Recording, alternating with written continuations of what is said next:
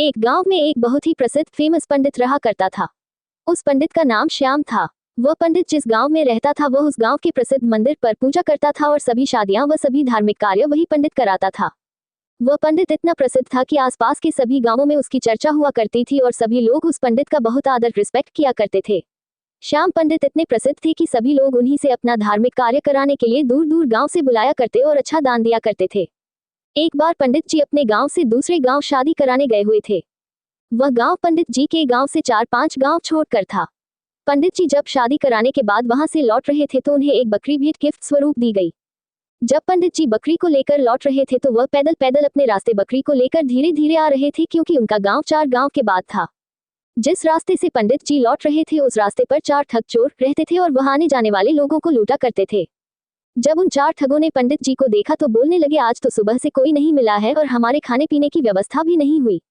चलो आज पंडित जी को ही लूट लेते हैं, इनसे ये बकरी चुरा लेते हैं। लेकिन उनमें से एक ठग बोलता है, अगर पंडित जी को मारा पीटा तो सारे गांव वाले हमें छोड़ेंगे नहीं और हमें बहुत पाप लगेगा। तो ठग एक नई तरकीब निकालते हैं पंडित जी से बकरी छुड़ाने की और चारों ठग अपने अपने काम पर लग जाते हैं।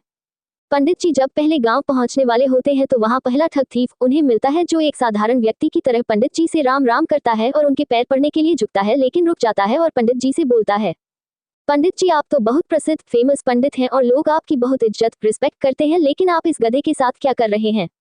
तो पंडित जी गुस्सा हो जाते हैं और बोलते हैं, अरे मूर्ख, ये गधा नहीं ये बकरी है, बकरी। लेकिन वह ठग उनसे कहता है कि ये बकरी नहीं ये तो गधा है। पंडित जी आपको किसी ने बेवकूफ बना दिया। तो पंडित जी फिर गुस्से से कहते हैं कि तू ही मूर्ख है, ये बकरी है न कि गधा। और यह बोलकर पंडित जी आगे चल पड़े। लेकिन पंडित जी के दिमाग में इस अनोखी घटना ने एक हल्का सा भ्रम डाउट डाल दिया और वह आगे निकल गए।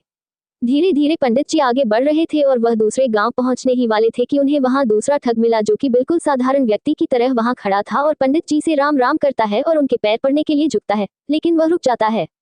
पंडित जी पूछते हैं, क्या हुआ, रुक क्यों गए। तो वह बोलता है, पंडित जी आप इस गधे को साथ लेकर क्यों घूम रहे हो, इससे आप खंडित हो जाओगे और लोग आपके बारे में क्या सोचेंगे, इस गधे को भगा दो। पंडित जी को इतनी बात सुनकर बहुत क्रोध आता है और बोलते हैं, तुम मूर्ख हो, दिखाई नहीं देता ये बकरी है और तुम बोल रहे हो गधा है।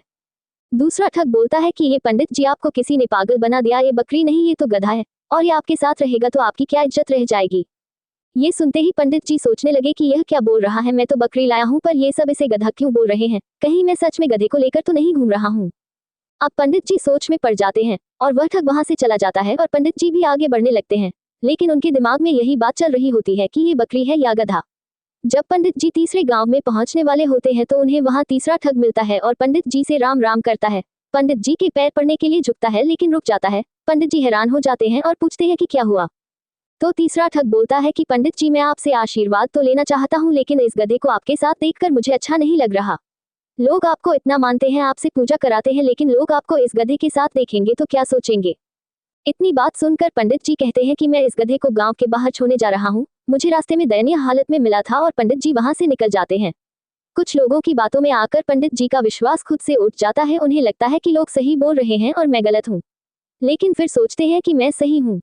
इसी तरह उनका विश्वास खुद पर से गिरने लगता है और सोचते हैं कि मैं अपने गांव पहुंचने वाला हूं, अगर ये बकरी नहीं हुई और गधा हुआ तो लोग मेरे बारे में क्या सोचेंगे।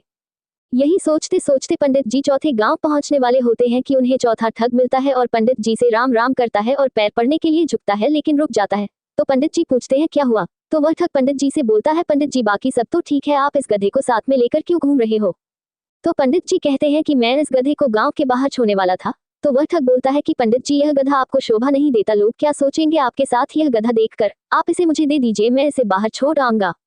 तो पंडित जी अपने आप पर विश्वास को खो देते हैं और उस बकरी को गधा समझकर उस ठग को दे देते हैं और अपनी बकरी को छोड़कर आ जाते हैं।